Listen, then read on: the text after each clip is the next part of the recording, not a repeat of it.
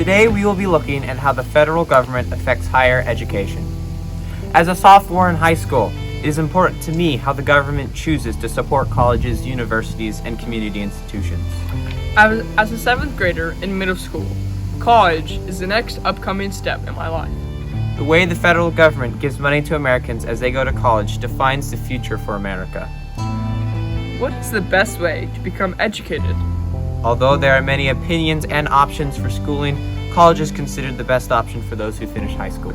But is college the best option for all students? That is a question we need to ask ourselves when we consider how the federal government supports student admission, grants, loans, and student aid.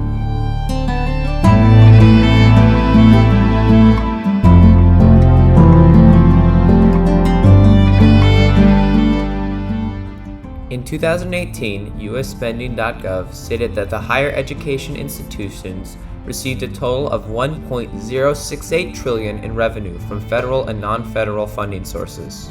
Investments from the federal government were $149 billion of the total, representing 3.6% of federal spending. This money flowed into colleges and universities through three main vehicles: federal student aid, grants, and contracts. The government has made a huge effort to give to people who need money to get a higher education. But is this truly what people need?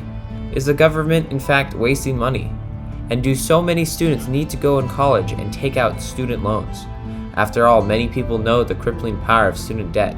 To understand these things, we need to understand how student loans work. So let's start with the basics. What is a student loan? There are three types of financial aid that a student can apply for. There's gift aid, which gives money to those who cannot afford college, and they do not have to pay back the government. There are student loans, where students can take out money and pay back the government with interest.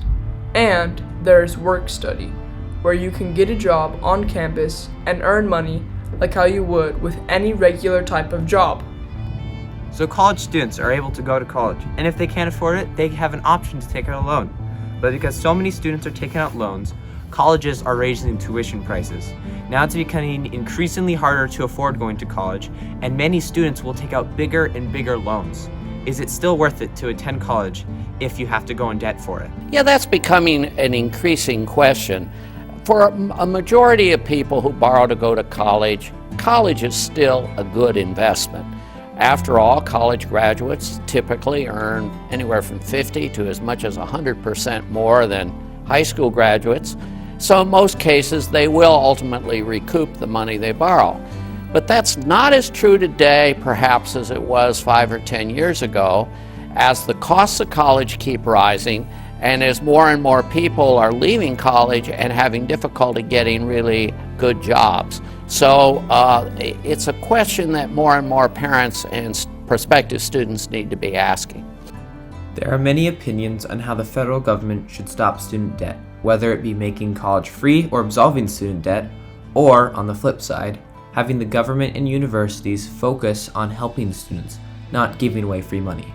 So on the access front, President Biden's American Families Plan would put an associate degree or certificate in reach for all Americans, regardless of income, by providing them with 2 years of free community college. Today, we know the needs of the economy have advanced, and Americans need and deserve opportunities to build their skills to contribute to and share in the benefits of expanding the economy. And I'm sure I don't have to tell this group that increased educational attainment increases earnings, with associate degree holders working full-time earning about $260,000 more than high school graduates over their working careers. Speaker, today I'd like to address the crippling cost of student debt. Although my Democratic colleagues and I agree substantially on the issue, we disagree substantially on the solution. We need to cure the disease, not just put a Band-Aid on it. Absolving student debt or making college free altogether does not address the problem. It just passes the debt on to people who have responsibly paid off their student loans, while encouraging the reckless spending on administrative bloat in higher education. From 1988 to 2018, the average tuition and fees at public institutions tripled and more than doubled at private four-year institutions. We have seen an explosion of vice presidents, counselors, diversity coaches, and all types of administrative staff that have nothing to do with giving their students a means of finding employment. Why? Because they can. The money flows freely from the federal government, and they know that, all at the expense of the student. The federal government affects us in many ways, but most importantly in higher education. This problem is not for us to decide on the solution, but for us to show both sides of the argument. Letting the federal government raise loans to students can help more students want to go to college, and in doing so, help the economy.